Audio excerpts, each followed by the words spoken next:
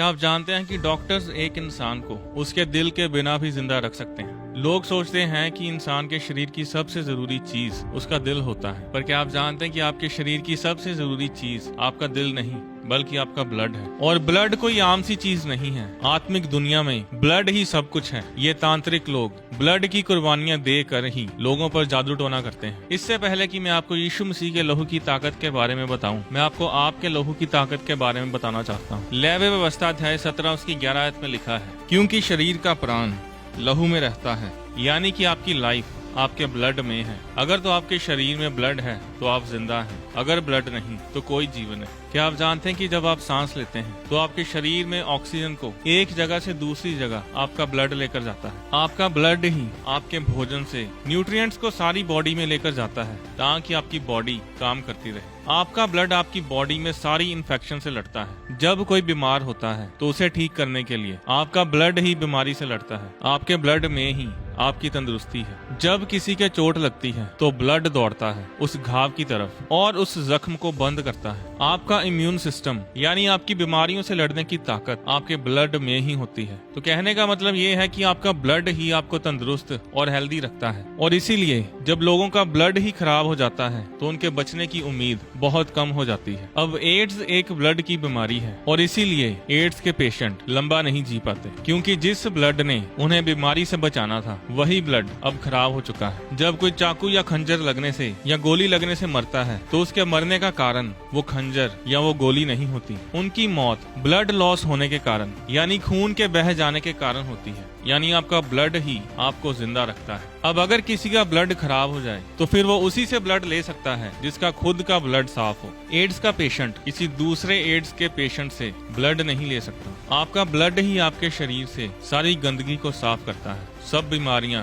Blood में ही होती हैं और इसीलिए जब कोई बीमार होता है तो उसकी बीमारी जानने के लिए डॉक्टर्स उसे ब्लड टेस्ट करवाने के लिए बोलते हैं। और इसीलिए परमेश्वर ने इजराइलियों से कहा था कि जब तुम जानवरों का मांस खाओ तो ध्यान रखना कि उस मांस में लहू ना हो, क्योंकि सब बीमारियां लहू में है। जब आदम ने परमेश्वर की आज्ञा तोड़कर उस फल को खाया था तो पाप और श्राप आदम के खून में आए, मौत आदम के जीवन में आई। और हर कोई जो इस धरती पर एक इंसानी बाप के द्वारा पैदा होता है वो सब पापी ही पैदा होते हैं, क्योंकि पाप और श्राप हमारे बाप दादाओं से हमारे खून में चला आ रहा है। अब हमें अगर कोई बचा सकता है तो सिर्फ वही जिसका खून पाप से आजाद हो, जिसका जन्म किसी इंसानी बाप के द्वारा ना हुआ हो। इस धरती पर जितने लोग पैदा हुए हम सब के सब पापी हैं, किसी का भी खून साफ नहीं और इसीलिए हम एक दूसरे को बचा नहीं सकते। हमें किसी ऐसे इंसान की जरूरत है जो पाप से आजाद हो, जिसका खून प्योर हो, यानी जिसका जन्म किसी इंसानी बाप के द्वारा ना हुआ हो। सिर्फ यीशु मसीह का लहू पाप और शराब से आजाद है, क्योंकि यीशु मसीह का जन्म किसी इंसानी बाप के द्वारा नहीं बल्कि खुद परमेश्वर के द्वारा हुआ। सिर्फ यीशु मसीह का लहू ही हमें पाप से बचा सकता है। परमेश्वर ने इजराइलियों को लहू पीने से मना किया था, फिर चाहे वो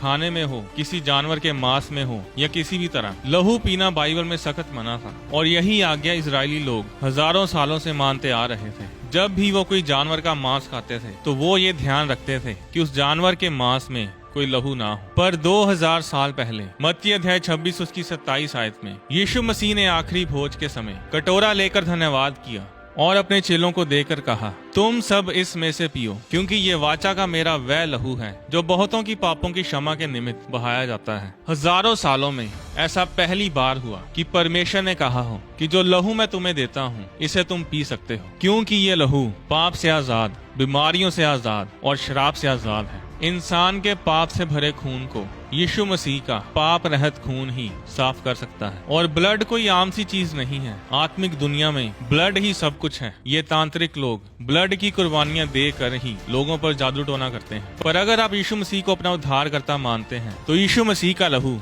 आपके लिए लड़ता है। यीशु मसीह का लहू आपकी चंगाई, आपके छुटकारे के लिए बोलता है। बाइबल बताती है कि लहू बोलता है। जब हाबिल नाम के एक व्यक्ति की उसके भाई कैन ने जेलसी के कारण उसकी हत्या कर दी थी तो बाइबल में लिखा है कि हाबिल का लहू धरती से परमेश्वर को पुकारने लगा। अब हाबिल का लहू उसके खिलाफ किए गए अपराध के लिए बोल रहा था कि उसके दोषी को सजा दी जाए। अब 4000 साल बाद जब परमेश्वर का इकलौता बेटा यीशु मसीह क्रूस पर था, तो उस समय यीशु मसीह का लहू भी पुकार रहा था, पर वो लहू हमारी सजा के लिए नहीं बल्कि हमारी माफी के लिए पुकार रहा था। अगर एक आम से इंसान की दुहाई को परमेश्वर ने सुना और वैसा ही किया जैसा वो मांग रहा था, तो जरा सोचो कि परमेश्वर अपने इकलौते बेटे यीशु मसीह के खून की दुहाई को क्यों न सुनेगा। यीशु मसीह का लहू आज भी आपकी चंगाई, आपके छुटकारे और आपकी आशीष के लिए बोलता है। और खुशखबरी ये है कि आपको अपनी चंगाई के लिए, अपनी आशीष के लिए कोई रीति रिवाज करने की जरूरत नहीं, कोई कुर्बानी देने की जरूरत नहीं। जरूरत है तो सिर्फ यीशु मसीह पर